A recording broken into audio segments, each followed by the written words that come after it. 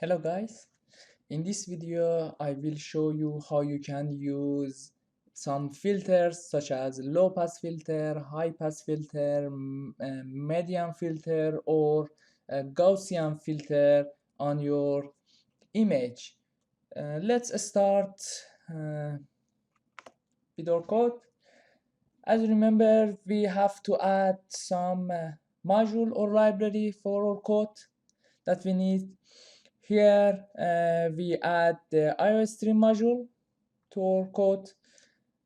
Core that you know about this, it just used for the basic calculation for the code.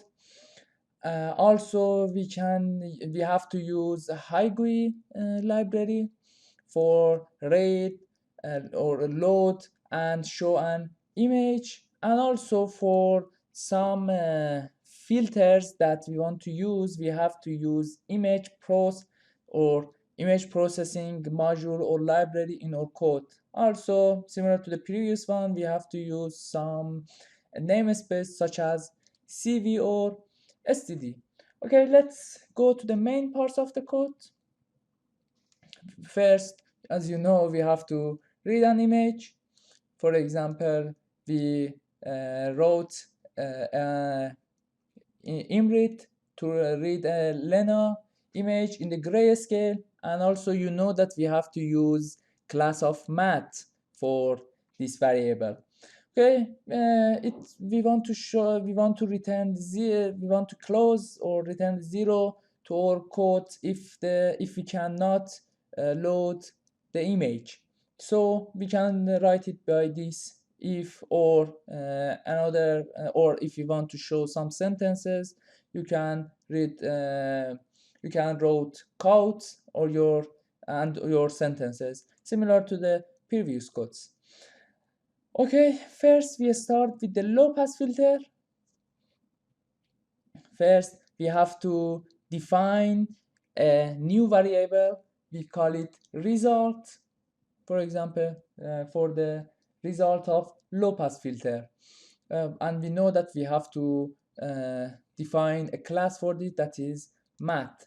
By command blur, we can apply a blur filter or low pass filter on the image, and it's the built-in OpenCV function blur. First we have to write the input, that is image, that we define it here. Then output, that's the result. It means that after add this filter to the image, it returns the new value in the new variable, that is result here. And also we can find a window size for the filter, but for example we define it 5 by 5 here. Okay, if we want to show the image and you know that for showing two images or more images in parallel, we have to introduce some figures or new windows. Okay, for the blur image, we can introduce this windows, blur image, and if we want to compare it with the original image, we can use a new windows named original image. For the blur image, we can use imshow, the name of windows, and the variable or output of the filter. And for the original image, the variable of the original image here. If we run it, okay, we can see the original image here and a blur image, and you can easily see that this more blur compared with the original image. Okay, with this command you can easily apply the low pass filter on your image. We can change the window size and change the effect of a blur on your image. Okay, we can also use the Gaussian blur image. Here you can see this. For this, we define a new variable, result2, for the result of the Gaussian blur. Let me to write it here. Excuse me. Gaussian filter. Okay, result, we will define the output as a result 2. For the Gaussian, we use the Gaussian blur comment here, input, output, window size, and then we can define the sigma value for the Gaussian blur, and we can show it in the Gaussian blur windows, result 2 and Gaussian blur. And if we run this code, if it shows us the original image, blur image, and the Gaussian blur image, and we can see we have more details here compared with this because we use the Gaussian filter instead of low pass filter. Okay, let's continue with the code. For the band pass filter, we can use the median blur comment. It means that we use the median filter for the band pass filter. Similar to previous one, we have to introduce a new or make a new variable of class of math, result 3. Then we use median blur comment, input, that's the original image, and the result 3, that's the output, and also the size of that.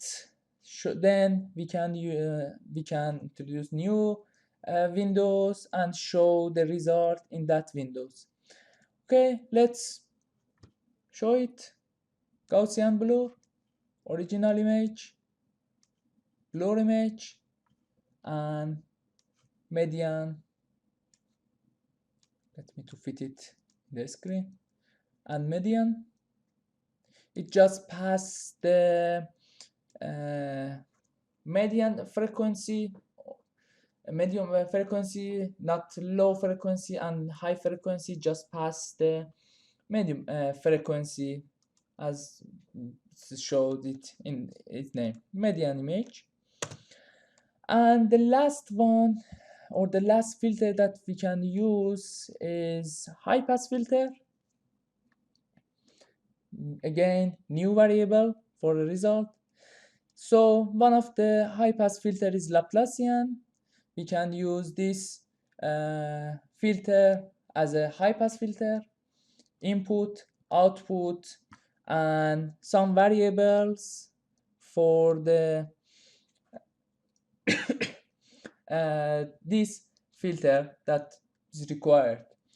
Then we can show it on the windows of Laplacian image. If we run this code, okay, Gaussian image, original image, blurred,